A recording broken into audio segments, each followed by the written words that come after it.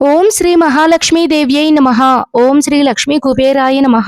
అందరికీ నమస్కారం అండి. 2026వ సంవత్సరంలో ఏప్రిల్ 20వ తేదీ సోమవారం రోజున అక్షయ తృతీయ పండుగ అయితే రానుందండి.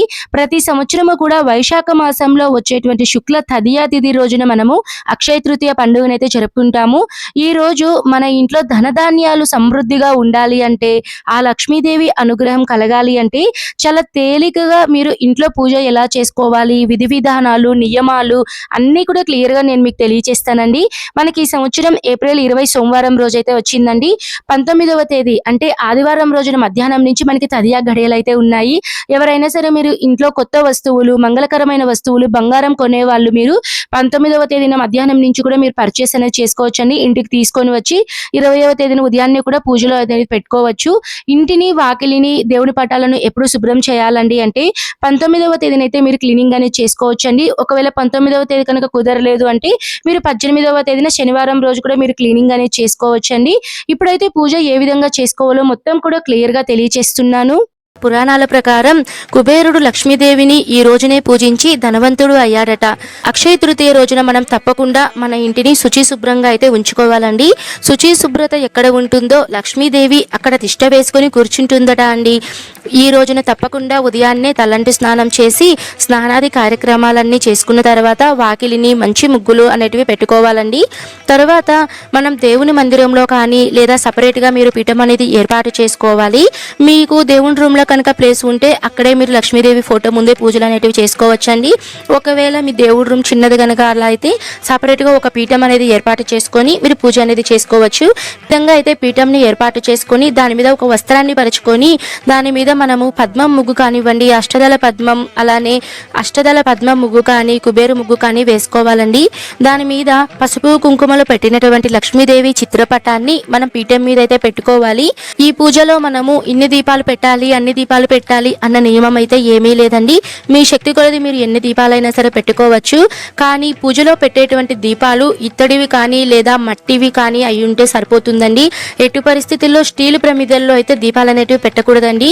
ఈ రోజున ఎక్కువగా మనము రాహుకాలం, యమగండాలు వీటిని కూడా మనం చూడాల్సిన అవసరం లేదు అని మన పురోహితులు చెప్తున్నారు. ఈ అక్షయ తృతీయ రోజున అన్నప్రాసన కానీ, సీమంతం, చిన్నపిల్లలను ఉయ్యాలలో వేయటం, కొత్తగా వాహనాలు కొనుక్కోవడం, బంగారం కొనడం, వెండి కొనడం, అలానే తీర్థయాత్రలు సందర్శించడం, అక్షరాభ్యాసం చేయడము, ఇలాంటివన్నీ కూడా మీరు ఈ అక్షయ తృతీయ రోజు అయితే చేసుకోవచ్చండి. కోటి విద్యలు కూటి కొరకే అని చెప్తారండి. మనం ఎంత సంపాదించినా ధనం కోసమే కదా అండి. మన ఇంట్లో ధనధాన్యాలు సమృద్ధిగా ఉండాలి అంటే తప్పకుండా ఈ అక్షయ తృతీయ నాడు మనము ఆ లక్ష్మీదేవిని అలానే కుబేరులను అయితే తప్పకుండా మనం ఆరాధించాలండి.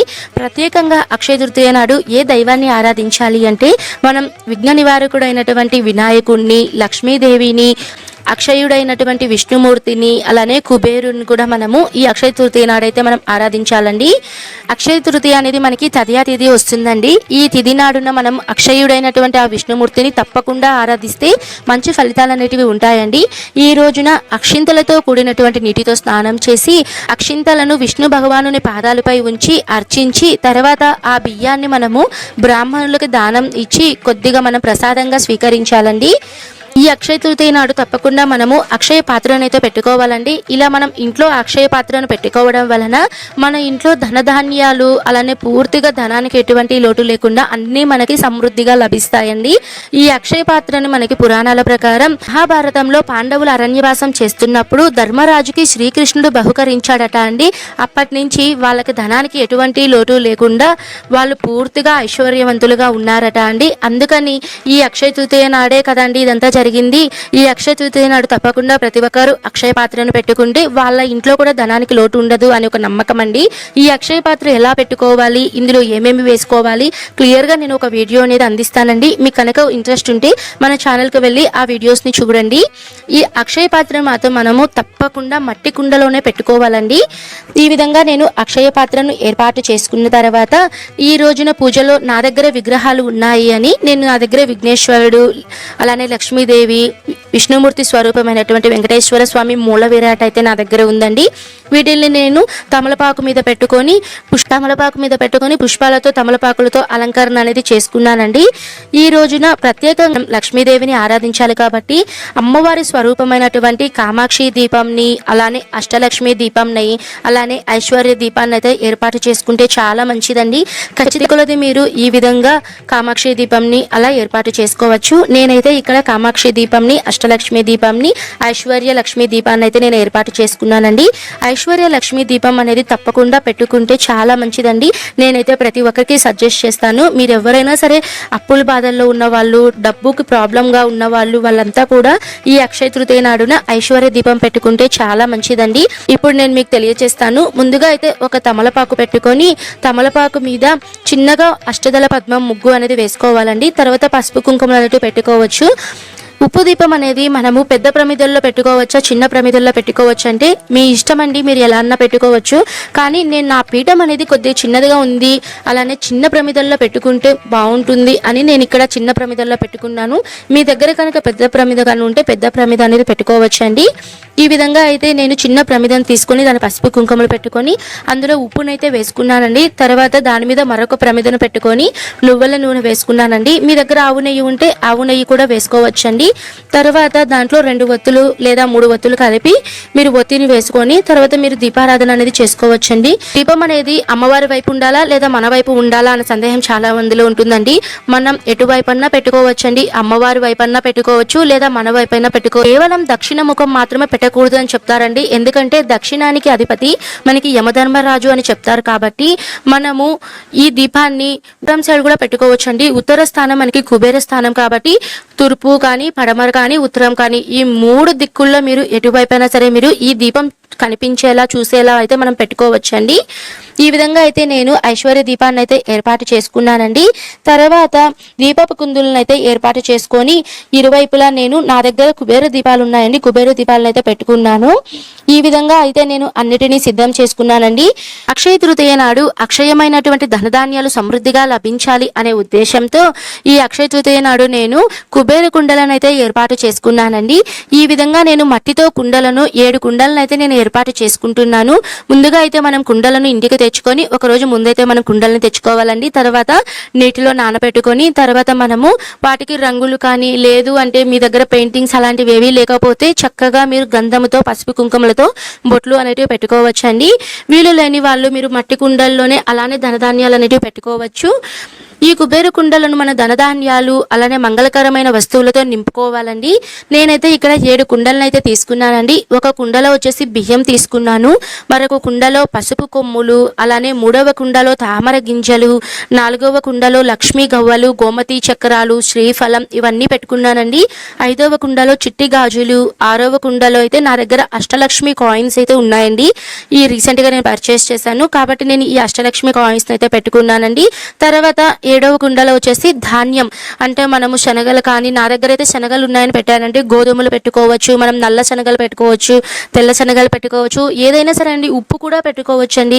ఎందుకంటే ఇవన్నీ మనం ధనధాన్యాలు మంగళకరమైన వస్తువులతో మనము ఈ కుబేర కుండలను అయితే మనం నింపుకోవాలండి. కుండలను మీరు పొట్టి నేల మీద పెట్టుకోవచ్చు అంటే పెట్టుకోకూడదండి. మీరు ఏదైనా సరే వస్త్రాన్ని పరుచుకోవాలి.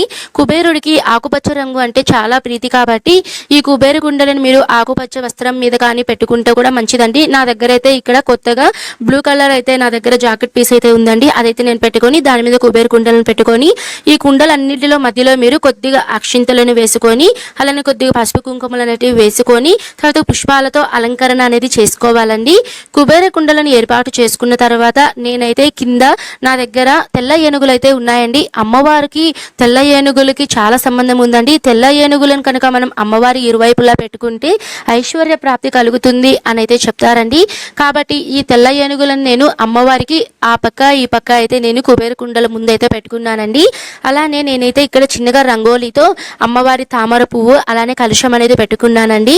ఇది ఖచ్చితంగా పెట్టుకోవాలంటే అలా ఏం లేదండి, నేనైతే ఇక్కడ పెట్టుకున్నాను. పెట్టినటువంటి దీపపు కుందులకు ప్రమిదలన్నిటిలో నువ్వుల నూనె అనేది వేసుకొని, నూనె విషయానికి వస్తే మీరు ఆవు నెయ్యి కానీ లేదా నువ్వుల నూనె కానీ వేసుకోవచ్చండి. కొబ్బరి నూనె కూడా మీరు ఉపయోగించుకోవచ్చు.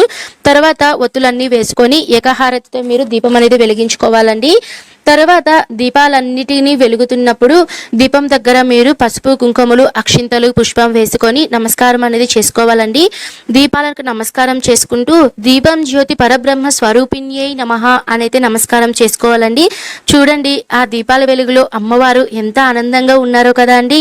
దీపం సర్వవేళల ఆరాధ్య తేజస్సు అండి. దీపం లక్ష్మీగా మనము మన ఇంట్లో అయితే పూజిస్తామండి. ఎవరి ఇంట్లో అయితే ఎల్లప్పుడూ దీపం వెలుగుతూ ఉంటుందో వారే నిజమైన ఐశ్వర్యవంతులు అని చెప్తారు.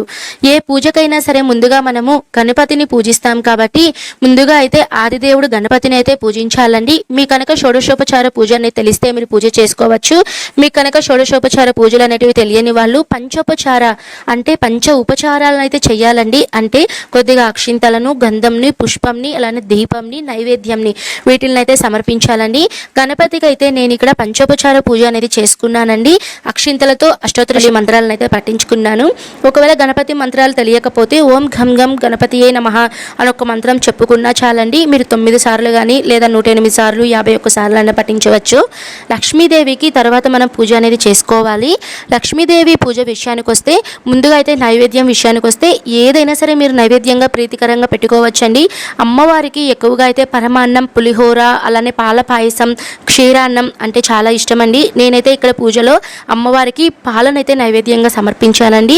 ఏవీ లేని వాళ్ళు మీరు చిన్న బెల్లం ముక్కనైనా సరే సమర్పించవచ్చండి. లక్ష్మీదేవికి మంగళకరమైన వస్తువులతో మనం అర్చించినట్లయితే చాలా మంచిదండి. నేనైతే ఇక్కడ లక్ష్మీదేవికి మంగళకరమైన వస్తువులతో అష్టోత్తర శతనామావళి అయితే పఠిస్తున్నానండి. నా దగ్గర వెండి పువ్వులు అలానే బిల్వపత్రాలు అయితే ఉన్నాయండి. వీటిని అయితే నేను అమ్మవారికి అష్టోత్తర శతనామాలు పఠించాను. అదేంటండి అమ్మవారికి బిల్వపత్రాలతో అర్చిస్తున్నారు అంటే మనం ఎక్కువగా బిల్వపత్రాలు శివునికే కదండి అర్చిస్తాము. లక్ష్మీదేవికి ఎందుకు అర్చిస్తున్నాము అంటే లక్ష్మీదేవి బిల్వపత్రంలో నివాసమై ఉంటారు అంట అండి. మన పురాణాల ప్రకారం ఒక శ్లోకం అయితే ఉందండి. బిల్వపత్ర నివాసే లక్ష్మీదేవి నమః అని కూడా అంటూ ఉంటారండి. బిల్వపత్రాలలో లక్ష్మీదేవి కొలువై ఉంటారు అని అయితే చెప్తారు. నేను లక్ష్మీదేవికి ప్రీతికరంగా ఈ బిల్వపత్రాలు నా దగ్గర ఉన్నాయని నేనైతే అమ్మవారికి అష్టోత్తర శతనామావళి అయితే పఠించానండి. ఒకవేళ మీ దగ్గర ఏవీ లేవు అనుకున్నప్పుడు కుంకుమతో మీరు లక్ష్మీదేవికి అయితే మీరు పూజ చేసుకోవచ్చండి. కుంకుమ లేకపోయినా సరే అక్షింతలతో పుష్పాలతో మీరు పూజ అనేది చేసుకోవచ్చు.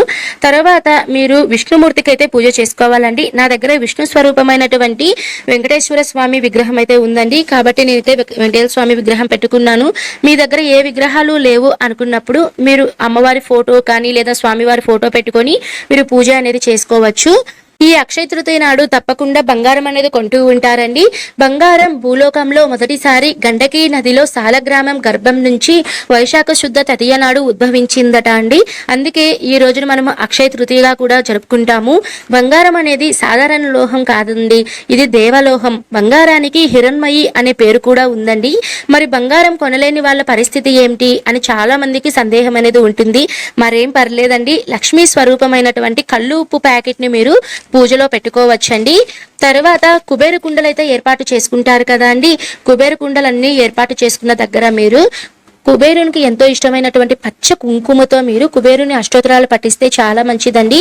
ఎందుకంటే ఈ రోజున తప్పకుండా లక్ష్మీ కుబేరుల అనుగ్రహం కోసం ఈ విధంగా మీరు కుబేరుని పూజించినట్లయితే చాలా మంచిదండి. ఒకవేళ పచ్చ కుంకుమ అనేది లేకపోతే అక్షింతలతోనే మీరు కుబేరుని కుండల దగ్గర మీరు కుబేరునిగా భావించి మీరు ఒక తమలపాకును పెట్టుకొని కొద్దిగా అక్షింతలతో మీరు అష్టోత్తర శతనామాలు పఠించవచ్చు.